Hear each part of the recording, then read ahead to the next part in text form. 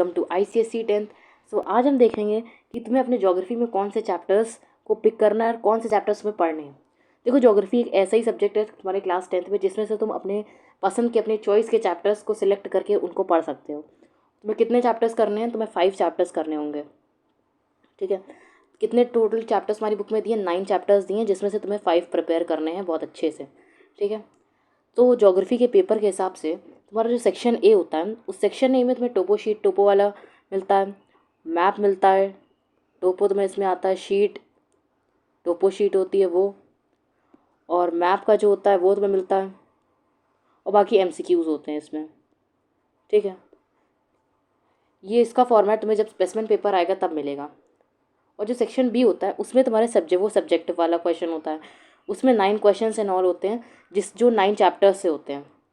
ठीक है, जिन 9 चैप्टर्स में से तुम्हें 5 चैप्टर्स प्रिपेयर करने होते हैं, तो 9 चैप्टर्स में से तुम्हें कोई बेस्ट ऑफ 5 उठाने पड़ते हैं चैप्टर्स, और वही प्रिपेयर करने होते हैं। ठीक है, तो तुम्हें कौन से चैप्टर्स अपने ज्योग्राफी में चूज़ करने चाहिए? सो वो पहला चैप्टर जो तुम्हें चूज़ करना चाहिए अपनी ज्योग्राफी के लिए, वो है सॉइल रिसोर्सेज इन इंडिया। देखो, ये चैप्टर 3-4 पन्नों का चैप्टर है, 4-5 पन्नों का चैप्टर है, और ये ईजी चैप्टर है। इसमें इंडिया में जितनी सॉइल्स पाई जाती हैं वो उसका दिया है सब कुछ, और ये एक ईजी चैप्टर है, इसलिए तुम्हें इस चैप्टर के साथ जाना चाहिए और अपने बेस्ट ऑफ 5 स्ट्रैटेजी में इसको रखना चाहिए। ठीक है, सॉइल रिसोर्सेज इन इंडिया तुम्हें पढ़ना चाहिए।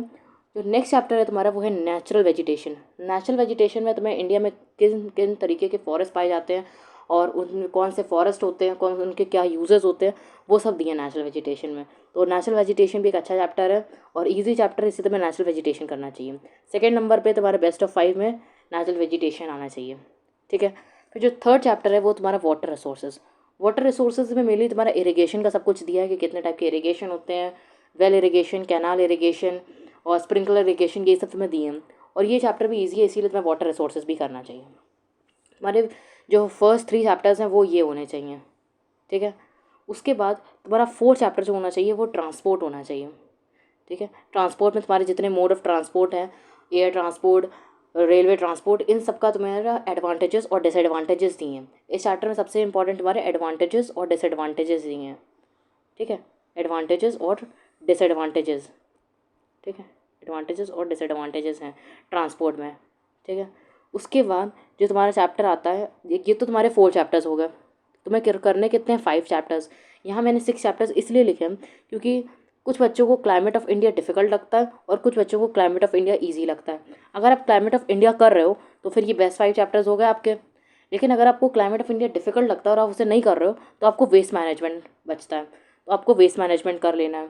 ठीक है, या अगर आप कोई एक ऑप्शन के लिए रखना चाहते हो वहाँ पेपर के लिए, तो आप ये सारे 6 चैप्टर्स कर सकते हो। ठीक है, अगर मान लो आपको वहाँ पेपर में कोई नहीं आया और आपको, तो आप सारे करके जाते हो। ठीक है, सारे करके आप जा सकते हो, जिसमें से आपको जो आया आप वो बेस्ट ऑफ 5 वहाँ से कर सकते हो क्वेश्चंस। ठीक है, और बाकी जो तुम्हारे बचे हुए चैप्टर्स हैं ज्योग्राफी की बुक में, एक तुम्हारा मिनरल एंड एनर्जी रिसोर्सेज है। तो मिनरल एनर्जी रिसोर्सेज के तुम्हारे 2 पार्ट है और 2 चैप्टर है। ये सब जो चैप्टर्स तुम्हारे मिनरल एनर्जी रिसोर्सेज के हैं, उसके बाद जो तुम्हारा एग्रीकल्चर इन इंडिया है उसके 3 पार्ट है, और जो मैन्युफैक्चरिंग इंडस्ट्रीज़ इन इंडिया है उसके बाद का है, उसमें भी 2 चैप्टर हैं तुम्हारे।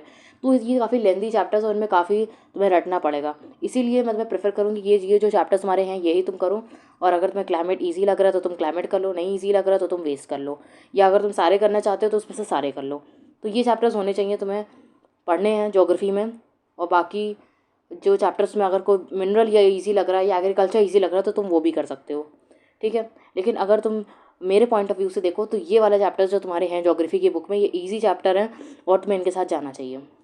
ठीक है, और बाकी जो तुम्हारा सेक्शन ए में आता है टोपो शीट, मैप और इन सब का वीडियोस मैं अभी तुम्हें अपलोड कर दूंगी और तुम्हें ये सब मेरे चैनल पर मिल जाएंगे अकॉर्डिंग टू लेटेस्ट 2024 बैच का जो सिलेबस है उसके अकॉर्डिंग। तो ठीक है, भले ही तुम्हारा जो सब्जेक्टिव का पोर्शन होता है वो जो तुम्हारे बचे हुए चैप्टर्स हैं जैसे mineral energy resources, agriculture in India और मैन्युफैक्चरिंग इंडस्ट्रीज इन इंडिया, इससे नहीं आते, लेकिन जो ऑब्जेक्टिव्स तुम्हारे होते हैं एमसीक्यूज़ तुम्हारे पूरी बुक से आते हैं। जितने चैप्टर्स हैं उन सब से आते हैं एमसीक्यूज़। तो इसलिए तुम्हें रीडिंग तो सारे चैप्टर्स की ही करनी पड़ेगी। सब्जेक्टिव के लिए तुम चैप्टर्स को लीव कर सकते हो। ठीक है, इसलिए एमसीक्यूज़ के लिए तुम्हें पूरी बुक पढ़नी, सारे चैप्टर्स पढ़ने, कुछ भी लीव नहीं करना है। आई होप कि तुम्हें समझ में आया होगा। Thanks for watching.